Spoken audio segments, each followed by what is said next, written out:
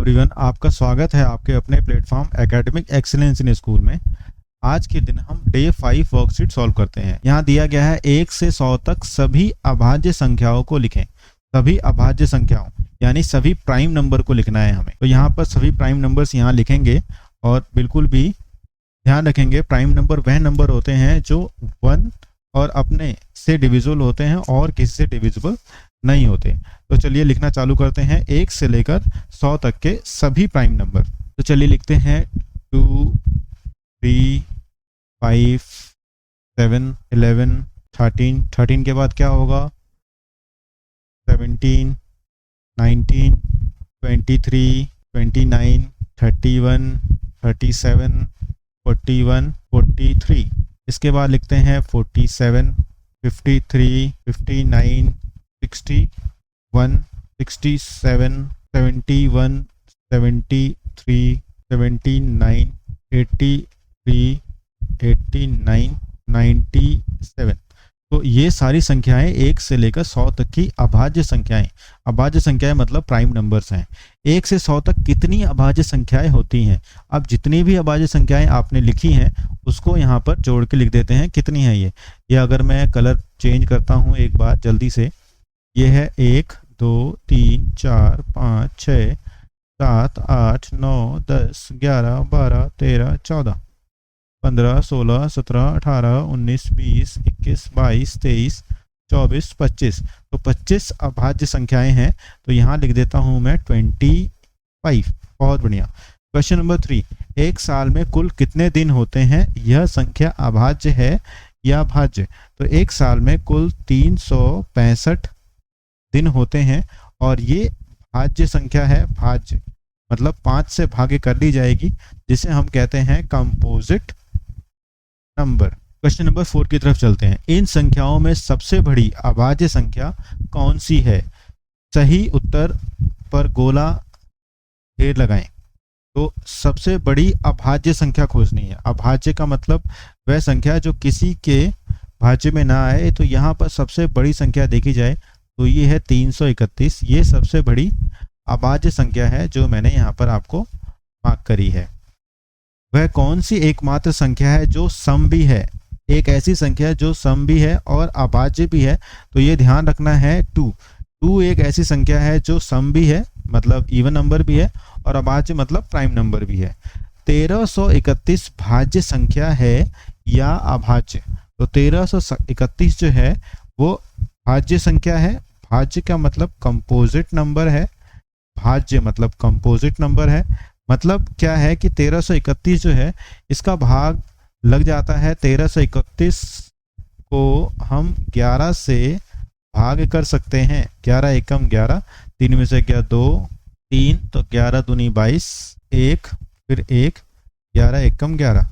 तो ये सारी 1131 जो है वो भाज्य है। 11 से भाग लग जाता है इसलिए मैंने लिखा है भाज्य संख्या। चलिए अब इधर आते हैं। खाली जगह में संख्याओं को घटते क्रम में लिखें। घटते क्रम ध्यान रखिएगा, डिसेंडिंग, डिक्रीज हो रहा है, नीचे की तरफ जा रहा है यानी सबसे पहले सबसे बड़ा संख्या आएगा। डिक्रीज करना है तो सबसे पहले बड़ा संख्या आएगा। तो सबसे पहले बड़ी संख्या को यहाँ मार्क कर लेते हैं। तो यहाँ पर सबसे बड़ी संख्या कौन सी दिख रही है? 768। यहाँ पे है हमारे पास 967। ये सबसे पहली संख्या है। उसके बाद 9 के बाद किया जाए तो 839 है। 839 है दूसरी संख्या। फिर तीसरी संख्या 732, ये है तीसरी संख्या। ये चौथी है, ये पांचवी है और ये छठी है। तो आपको भी ऐसे ही करना है, खोज खोज कर, देख कर नहीं करना है। देख कर करने से आपका ब्रेन नहीं ट्रेंड होगा, आप उतार रहे होंगे सिर्फ। तो यहाँ पर मैं लिखना चालू करता हूँ 967। फिर है यहाँ पर 839। फिर 839 के बाद है 768। फिर है 732। फिर 732 के बाद है 459। 459। फिर 459 के बाद है 326। देखिए ये है डिक्रीजिंग यानी डिसेंडिंग ऑर्डर में, जिसमें सबसे पहले बड़ी संख्या आती है, उसके पीछे फिर छोटी संख्याएं आती हैं। अब यहाँ पे भी ऐसे ही सबसे बड़ी संख्या यहाँ पर कौन सी दिख रही है? ये पहली संख्या सबसे बड़ी है। 968 से छोटा 800 यानी ये है। फिर इसके बाद है तीसरा 762।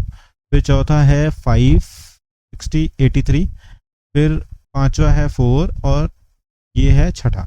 तो लिखना चालू करते हैं। सबसे पहले लिखेंगे 968, फिर 968 के बाद दूसरी संख्या है 845, फिर तीसरी संख्या है 762, फिर चौथी संख्या है 583 से पांचवा है 458 और छठा है 42। तो ये मैंने डिसेंडिंग ऑर्डर में लिख दिया।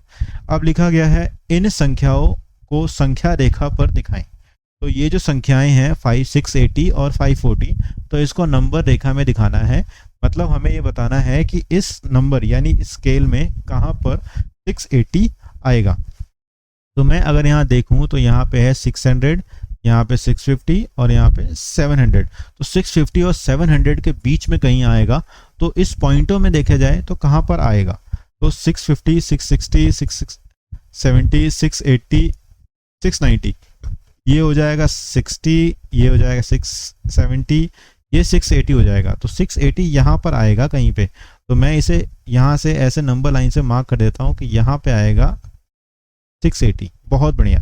540 कहाँ पर आएगा, तो 550 से जस्ट पहले यहाँ पर आएगा आपका 540। तो मैं यहाँ इसे ऐसे मार्क कर देता हूँ कि 540 यहाँ पर आएगा। सेकंड क्वेश्चन में सेम वैसे ही 730 कहाँ पर आएगा, इसे मार्क करना है हमें। तो 700 ये रहा, 700 से 750 के बीच में यहाँ पे 710, 720, 730, तो यहाँ पे 730 आएगा। तो 730 मैं यहाँ मार्क कर रहा हूँ। ठीक है। ऐसे 840 कहाँ आएगा, 810, 820, 830, 840, तो 840 यहाँ पर आएगा। तो मैंने इसे मार्क कर लिया। ठीक है। ऐसे 390 इस नंबर लाइन में कहाँ पर आएगा, तो 350, 360, 370, 60, 370, 380, 390, तो यहाँ पर आएगा हमारा 390। देखिए मैंने बहुत अच्छे से मार्क कर दिया। आपको समझ में आना चाहिए कि कैसे काउंटिंग यहाँ पर करनी है नंबर लाइन पे। 570 है तो 570 के लिए 550 तो मैंने तुरंत देख लिया। फिर 560, 570, तो मैं इसे ऐसे करके 570 लेके आ रहा हूँ। यहाँ पर है 570। बहुत बढ़िया। अब देखिए 190 है, 190 कहाँ पर आएगा, 150, 160, 170, 180, 190, 190 यहाँ पर आएगा। ऐसे आ गया 190। 420 कहाँ पर आएगा, 400 यहाँ पे है, 410, 420, तो ये आ जाएगा 420। पांचवा क्वेश्चन का देखा जाए तो यहाँ पे 930 कहाँ पर आएगा। तो सबसे पहले मैं 900 खोजा, फिर 901, 10, 20, 30, तो 930 यहाँ पर आ रहा है। तो यहाँ इसे ऐसे मार्क करना बड़ा आसान है अगर हमें पहचान हो जाती है। 100, 1020, तो 1000 तो यहाँ पर है, 1010, 1020, तो 1020 यहाँ पर मार्क कर लेते हैं। देखिए ये वर्कशीट भी हमने सॉल्व कर ली है। डे 5 भी हमारा खत्म हो चुका है। अगले वीडियो के लिए डे 6 के वर्कशीट को देखते हैं। Thank you.